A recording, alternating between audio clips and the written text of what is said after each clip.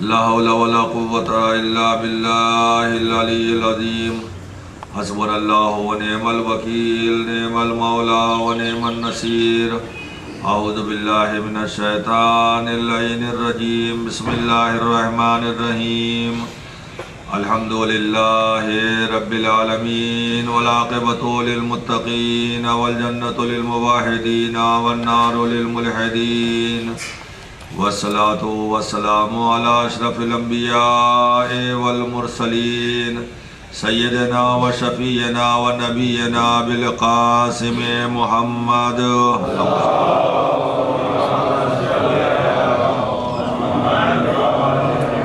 وآله الطيبين الطاهرين المعصومين اما بعد فقد قال الله سبحانه وتعالى في القرآن المجيد والفرقان الحميد وقوله الحق بسم الله الرحمن الرحيم الف لام میم ذلك الكتاب لا ریب فیہ ھدی للمتقین صلوات بر محمد وآل محمد۔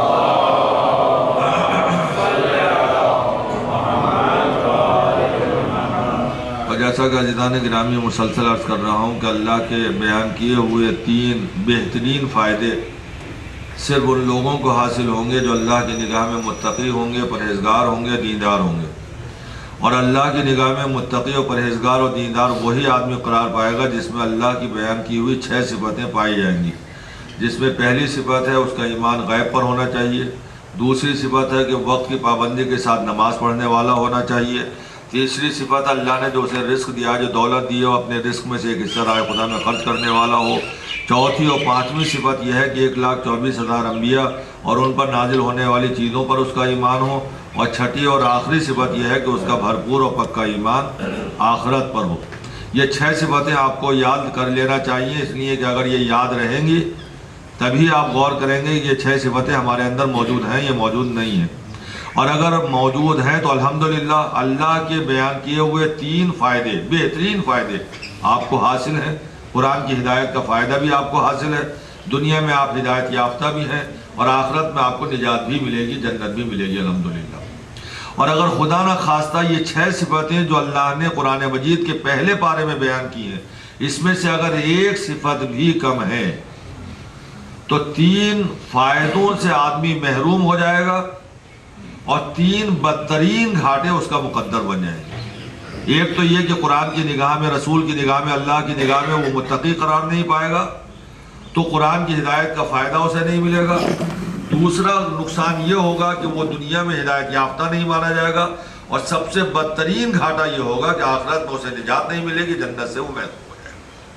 اور یقیناً ہر آدمی جنت میں جانا چاہتا ہے، جیسا کہ میں نے کل عرض کیا تھا کہ ہر آدمی جنت میں جانا چاہتا ہے، اور جنت میں جانے کے لیے پہلی منزل کا نام ہے قبض روح، اور قبض روح میں دشواری ہوگی اگر ماں ناراض ہے، اور قبض روح میں آسانی ہوگی اگر ماں راضی ہے۔ بات کل کی گفتگو کی یہاں تک پہنچی تھی کہ ماں باپ کا مرتبہ اتنا بلند اللہ نے کیا ہے کہ چاہے کتنا بھی ان کی خدمت کر لی جائے، کتنی ہی آپ خدمت کر لیں، ان کا حق ادا نہیں ہو سکتا ہے۔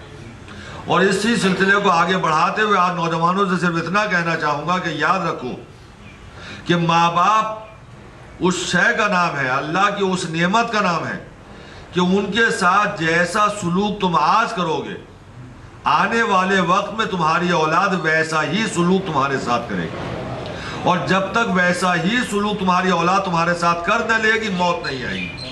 اگر ماں باپ کے ساتھ تم نے اچھا برتاؤ کیا، نیک سلوک کیا، رحم دلی کا برتاؤ کیا ہے، ان کی اطاعت کی ہے، ان کا کہنا مانا ہے، ان کی فرما برداری کی ہے، تو اس وقت تک موت نہیں آئے گی جب تک کہ تمہاری اولاد تمہارے ساتھ یہ سارے برتاؤ کر نہ لے۔ رحم دلی کا برتاؤ، جیسے تمہارے دل میں خواہش ہے کہ ہماری اولاد ایسی ہو ویسی ہو، یہ کہنا مانے، ہمارے حکم کی اطاعت کرے، ہماری فرما برداری کرے، ہماری خدمت کرے، تو جیسا جذبہ تمہارے دل میں اپنی اولاد کے لیے، ویسا ہی خدمت تم اپنے ماں باپ کی کرو۔ اور اگر تم نے اپنے ماں باپ کے ساتھ اچھا سلوک نہیں کیا ہے، اچھا برتاؤ نہیں کیا ہے، ان کو برا بھلا کہا ہے، ان کی اطاعت نہیں کی ہے، ان کو ستایا ہے، انہیں تکلیفیں دی ہیں، تو جب تک تمہاری اولاد تمہارے ساتھ ویسا ہی برتاؤ نہیں کر لے گی، اس وقت تک آپ کو موت نہیں آئے گی۔ اور یہ اسلام ہی نہیں کہتا، ہندوازم بھی یہی کہتا ہے۔ چنانچہ ان کی تاریخ میں، ہسٹری میں ملتا ہے کہ جیسے ہمارے یہاں زیارت کرنا بہت ثواب ہے، آپ زیارت کے لیے جاتے ہیں، 14 معصومین کے ہر سال جاتے ہیں، اور ہماری قوم کے نہ جانے سینکڑوں حج کے لیے بھی جاتے ہیں، عمرے کے لیے بھی جاتے ہیں، اور زیارت کے لیے بھی جاتے ہیں۔ اور حج اور زیارت کے لیے حدیث میں ہے کہ جتنی تکلیفیں اٹھا کر جائیں گے اتنا ہی زیادہ ثواب ملے گا۔ اسی لیے پہلے زمانے میں لوگ پیدل جایا کرتے تھے زیارت کرنے کے لیے، ہندوستان سے بھی جاتے تھے، اور وہاں ان ممالک میں، عراق میں تو آج بھی نجف سے لوگ پیدل جاتے ہیں کربلا زیارت کے لیے، بہت سے لوگ پیدل جاتے ہیں حج کے لیے۔ تو پیدل حج کرنا اور پیدل زیارت کے لیے جانا، پیدل کربلا جانا، نجف جانا، تکلیفیں اٹھا کے جانا اور پھر مولا کی زیارت کرنا، اس میں بہت زیادہ ثواب ہے۔ تو جیسے ہمارے یہاں پیدل چلنے میں اور تکلیفیں اٹھا کے زیارت کرنا اچھے مقامات کی اور ائمہ معصومین کے روضوں کی بے انتہا ثواب کا باعث بنتا ہے، ویسے ہی ہندوازم میں بھی مندروں کی زیارت کرنا اور تکلیفیں اٹھا کے زیارت کرنا اور پیدل چل کے جا کے تیرتھ یاترا کرنا ان کے یہاں بھی بہت زیادہ ثواب ہے۔ جیسے ہمارے یہاں کے بوڑھے ماں باپ کو حج کراؤ، بوڑھے ماں باپ کو زیارتوں پہ لے کر جاؤ، ان کی طرف سے مجلس امام حسین منعقد کرو، یہ کرو وہ کرو، بے انتہا تمہیں ثواب ملے گا۔ ویسے ہندوازم میں بھی ہے کہ اپنے بوڑھے ماں باپ کو تیرتھ یاترا کے لیے لے کے جاؤ، اچھے مقامات پر لے کے جاؤ، متبرک و پاک مقامات پر لے کے جاؤ، ان کو ثواب ملے گا۔ چنانچہ ہندوؤں میں رسم ہے کہ اپنے بوڑھے ضعیف ناتواں ماں باپ کو اپنے کاندھوں پر بٹھا کر تیرتھ یاترا کے لیے لے کے جاتے ہیں، بے انتہا ثواب ہے ان کے یہاں۔ چنانچہ تاریخ میں ملتا واقعہ کہ ایک نوجوان اپنے بوڑھے باپ کو، اب نابینا باپ کو جو ضعیف ہو گیا تھا، آنکھوں کی روشنی جاتی رہی تھی، کچھ دکھائی نہیں دیتا تھا، اپنے کاندھوں پر بٹھا کر تیرتھ یاترا کے لیے لے کے چلا، اس مندر سے اس مندر میں، اس مندر سے اس مندر۔ جب وہ کاندھے پہ بٹھا کر لے کر چلا تو بوڑھے باپ نے کہا، بیٹا جہاں جہاں سے گزرو وہاں اس مقام کی اطلاع ہم کو دیتے رہو، یہ گاؤں ہے، شہر ہے، کون سا شہر ہے، کون سا گاؤں ہے، کون سی سڑک ہے۔ چنانچہ بوڑھے باپ کو بتاتا رہا کہ بابا یہ فلاں گاؤں آیا ہے، یہ فلاں مندر ہے، یہ فلاں شہر ہے، یہ فلاں سڑک ہے، یہ فلاں نہر ہے، یہ دریا ہے، یہ سمندر ہے۔ ایک جگہ جانے کے بعد بوڑھے باپ سے اس نے کہا، بابا یہ سامنے اب ہم اس مقام پر پہنچے ہیں کہ جہاں فلاں دریا ہماری نگاہوں کے سامنے بہت عظیم اور بڑا دریا کوئی تھا، کہا یہ وہ والا دریا بہہ رہا ہے اور ہم اس کے پاس سے گزر رہے ہیں، کہا یہی اتار دو مجھے، اتارو، اب میری ایک بات سن لو۔ بوڑھے باپ کو اس نے کاندھے سے اتارا، کہا بابا کہو کیا کہنا چاہتے ہو؟ کہا یہ دریا جو تمہارے سامنے جس کا تم نے ابھی ذکر کیا ہے، اس میں مجھے لے جا کے ڈبونا ضرور، مگر کنارے پہ چھوڑ کے نہ آنا بیٹا، ایسی جگہ جا کے اندر جا کے ڈبونا جہاں پانی گہرا ہو، آسانی کے ساتھ ڈوب جاؤں۔ اس نے کہا بابا یہ آپ کیوں کہہ رہے ہیں؟ میں تو آپ کو تیرتھ یاترا کے لیے لے کر آیا ہوں، آپ یہ ڈوبنے ڈبونے کی بات کیوں کر رہے ہیں؟ اس نے کہا نہیں، تیرتھ یاترا کے دوران ہی میں نے اپنے بوڑھے باپ کو اسی دریا میں لا کے ڈبویا تھا۔ اس نے جلدی سے اپنے بوڑھے باپ کو کاندھے پہ اٹھایا، تیرتھ یاترا کا پروگرام ملتوی کیا، اٹھا کے لا کے گھر میں رکھ دیا۔ کہا بیٹا کہاں پہ آ گئے؟ کہا بابا واپس گھر میں آ گئے۔ کہا تم تو تیرتھ یاترا کے لیے لے کے نکلے تھے، یہ واپس مکمل کیوں نہیں کیا؟ یہ درمیان سے چھوڑ کر یہ گھر میں لا کے مجھے کیوں بٹھا دیا؟ تو اس جوان نے کہا بابا اس لیے واپس لے آیا تاکہ ہسٹری اپنے کو ریپیٹ نہ کرے، تاریخ اپنے کو نہ دہرائے۔ آپ نے اپنے بابا کو اسی دریا میں ڈبویا تھا تیرتھ یاترا کے دوران، اور میں بھی آپ کو ڈبونے ہی کے لیے لے کر گیا تھا۔ جب مجھے پرانی تاریخ معلوم ہو گئی تو اپنے آپ کو ڈوبنے سے ڈر لگا، لہذا میں آپ کو واپس گھر لے آیا۔ صلوات پڑھنے پر محمد و آل محمد۔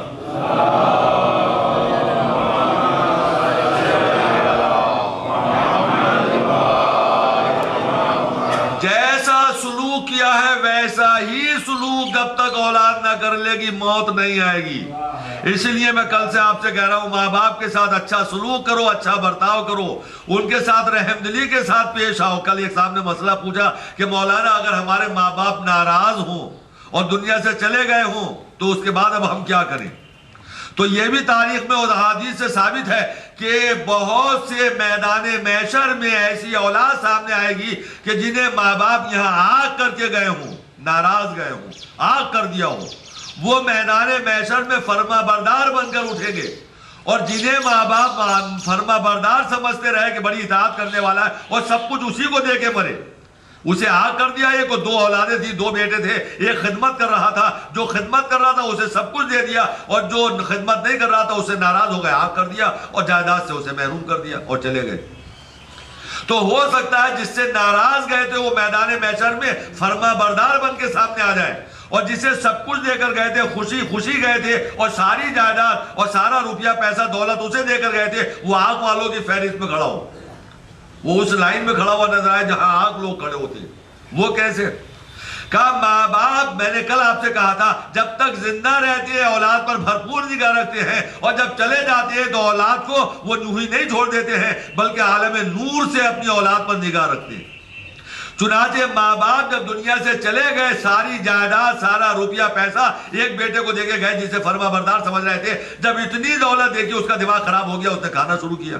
نہ کہیں سے ماں یاد آئی، نہ بوڑھا باپ مرا ہوا باپ یاد آیا، کوئی یاد نہیں آیا۔ اس نے شراب بھی پی، جوا بھی کھیلا، کوٹھی بھی بنائی، مکان بھی بنایا، بنگلہ بھی بنایا، پیسے خوب خرچ کیے، اس لیے کہ بغیر محنت کے ملے تھے، اس کو کیا پرواہ تھی، یوں ہی مل گئے تھے۔ لہذا اس نے خوب اچھی طریقے سے کھانا پینا شروع کیا، آرام کرنا شروع کیا، اور نہ ماں یاد آئی نہ باپ یاد آیا۔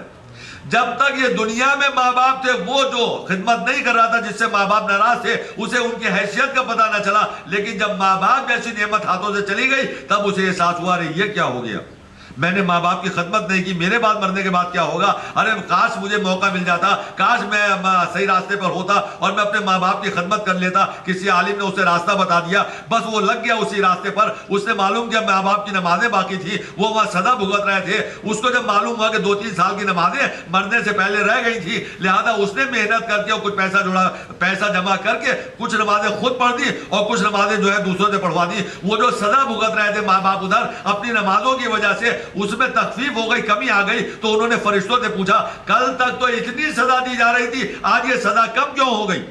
کہا تمہارے ایک بیٹے نے نمازیں جو تمہاری چھوٹ گئی تھی، جس کی وجہ سے یہ سزا مل رہی تھی، وہ نمازیں پڑھا دی گئی ہیں، لہذا یہ سزا کم ہو گئی۔ کہا کس بیٹے نے نمازیں پڑھی تھی؟ کہا تمہارے فلاں بیٹے نے نماز پڑھی تھی۔ اب خیال کا نام سنا نا بیٹے کا، جس بیٹے سے ناراض گئے تھے اسی بیٹے کا نام سامنے آ گیا۔ کچھ دن کے بعد پھر سزا کم ہو گئی، پوچھا یہ سزا کیوں کم ہوئی؟ کہا روزے جو کھا کے آئے تھے وہ تمہارے بیٹے نے روزے رکھ دیے ہیں، لہذا تمہاری سزا کم کر دی گئی۔ کہا کون سے بیٹے نے روزے رکھے؟ کہا فلاں بیٹے نے روزہ رکھا، جس سے ناراض گئے تھے اسی کا نام سنا، اور جس کو سب کچھ دے کے گئے تھے اس کا کہیں نام نہیں سنا۔ اس کے بعد اور سزا کم ہوئی۔ کہا یہ کیا ہوا؟ کہا تم فلاں عمل چھوڑ کے گئے تھے، لہذا بیٹے نے کر دیا۔ کون سے بیٹے نے کیا؟ کہا فلاں بیٹے نے کیا تھا۔ کہا اور سزا کم ہوئی۔ کہا کیسے کم ہوئی؟ کہا تم نے فلاں موقع کے اوپر فلاں آدمی کی غیبت کی تھی، برا بھلا کہا تھا، اس بیٹے کو معلوم ہو گیا، وہ گیا ان کے گھر اور تمہاری طرف سے معافی مانگ لی، اور سچے دل کے ساتھ اور یقینی دل کے ساتھ اس نے تمہاری خطا کو معاف کر دیا، جس کو تم برا بھلا کہہ کے آئے تھے، اور اس کی سزا جو تمہیں مل رہی تھی اس میں اور کمی آ گئی۔ اس کے بعد درجات بلند ہونے شروع ہوئے، اب تک سزا کم ہو رہی تھی، اب درجہ بلند ہونا شروع ہوا۔ کہا یہ درجہ کیوں بلند ہوا؟ کہا تمہارے بیٹے نے مجلس امام حسین منعقد کی ہے، اس کا ثواب تمہارے لیے مخصوص کیا ہے، لہذا تمہارا درجہ بلند ہو گیا۔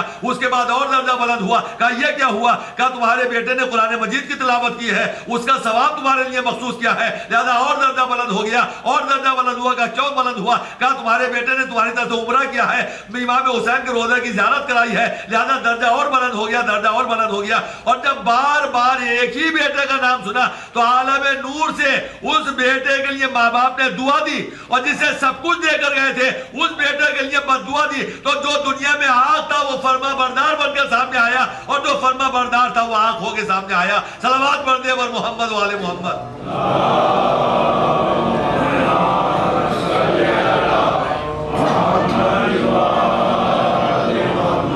میرے نوجوانوں، اگر ماں باپ زندہ ہیں تو اللہ کی سب سے بڑی نعمت تمہارے ہاتھ میں ہے، ان کی خدمت کرو اور آخرت میں اپنے درجے کو بلند کرو۔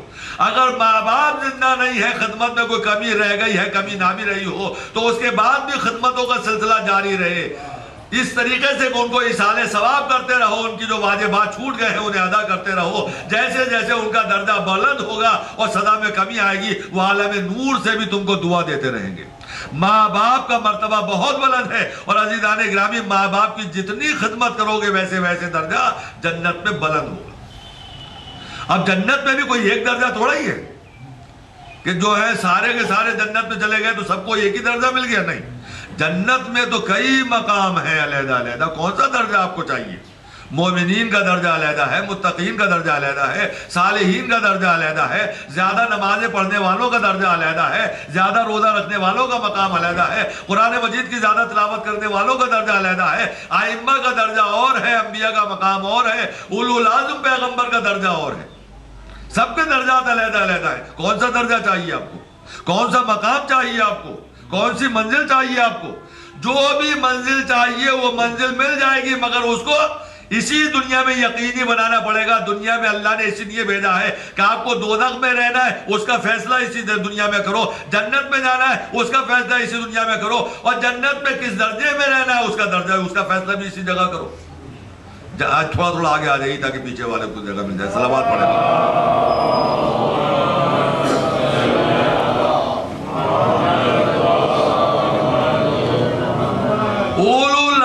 پیغمبر کا درجہ بہت بلند ہے. اگر آپ کو چاہیے تو موسیٰ کا درجہ مل سکتا ہے، موسیٰ کی منزل بھی مل سکتی ہے، موسیٰ کے روم پارٹنر کی حیثیت سے آپ جنت میں جا سکتے ہیں اگر چاہیں تو، محنت کریں تو.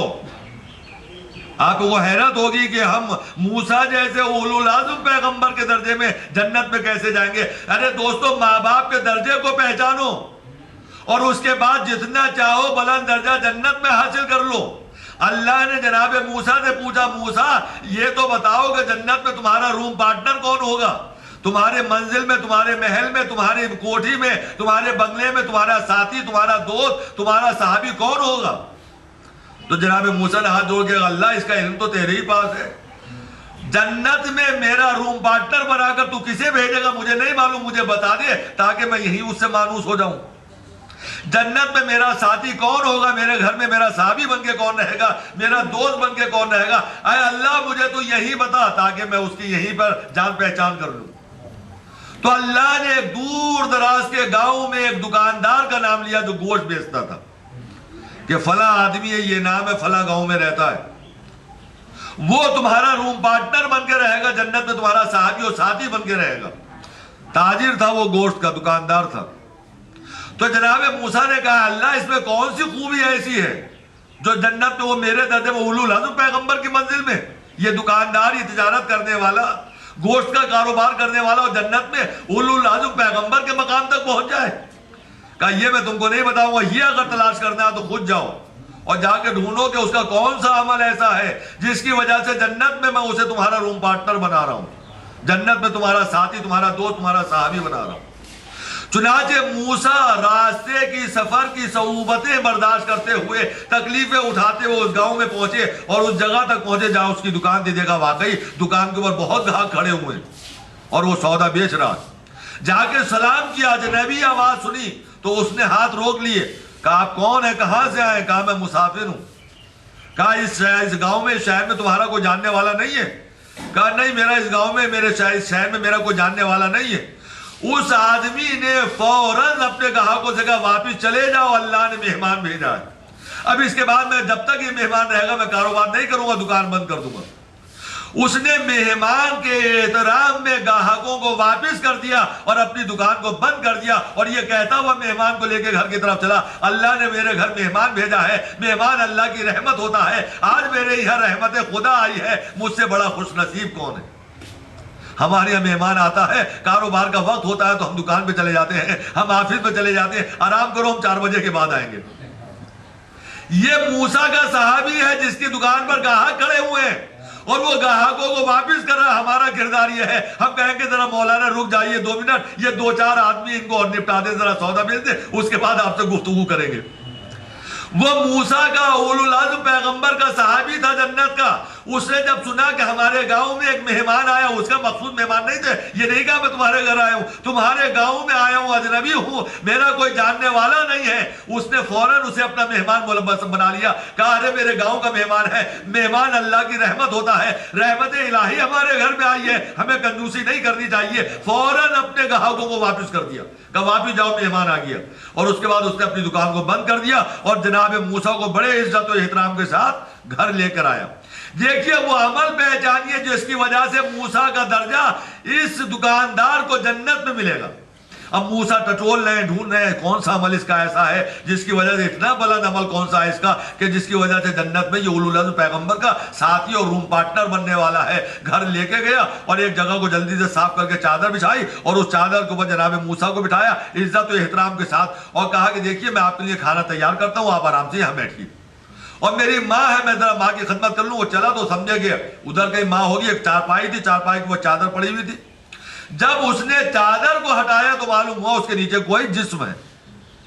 اتنا ضعیف، اتنی ناتواں، اتنی کمزور تھی کہ جب تک اس کا آدمی نے چادر کو نہیں ہٹایا یہ پتہ بھی نہیں چلتا تھا کہ اس چادر کے نیچے کوئی جسم ہے. جب اس نے چادر ہٹایا حرکت ہوئی تب معلوم ہوا یہ اس کی ماں ہے جو چادر اوڑے ہوئے لیٹی ہوئی تھی. اتنی کمزور تھی کہ پتہ ہی نہیں چلتا تھا کہ چادر کے نیچے بھی کوئی ہوگا. اس نے بڑے احترام کے ساتھ بڑی محبت کے ساتھ چادر کو اتارا. اس کے بعد ماں کا منہ دھلایا, ہاتھ دھلایا, کپڑے چینج کیے, تولیہ سے اس نے ہاتھ منہ صاف کرایا اور سب کچھ کرنے کے بعد کہا کہ اماں ہمارے یہاں مہمان آیا ہے, اللہ کی رحمت ہمارے یہاں آئی ہے, میں کھانا تیار کرتا ہوں اور آپ کے لیے جلدی سے کھانا کھلا کے پھر مجھے مہمان کو کھانا کھلانا ہے, آپ آرام سے لیٹ جائیے میں کھانا تیار کر لوں. ماں کو لٹا کے عزت و احترام کے ساتھ اس نے تندور کو روشن کیا. اس کے بعد اس نے گوشت کا شوربہ تیار کیا, روٹیاں پکائیں اور روٹیاں پکانے کے بعد موسیٰ دیکھتے رہے. ایک ایک عمل پر نگاہ تھی, اس لیے کہ انہیں تو وہ عمل تلاش کرنا تھا جس کی وجہ سے جنت میں اولو العزم پیغمبر کا درجہ اسے ملنے والا تھا. وہ تلاش کر رہا تھا آخر کون سا عمل اس کا ایسا ہے بہترین عمل جس کی وجہ سے جنت میں یہ میرے ساتھ رہنے والا ہے. ایک ایک قدم پر موسیٰ کی نگاہ, ایک ایک کام پر موسیٰ کی نگاہ, ایک ایک حرف پر موسیٰ کی نگاہ. اس نے تندور روشن کیا, کھانا تیار کیا اور ایک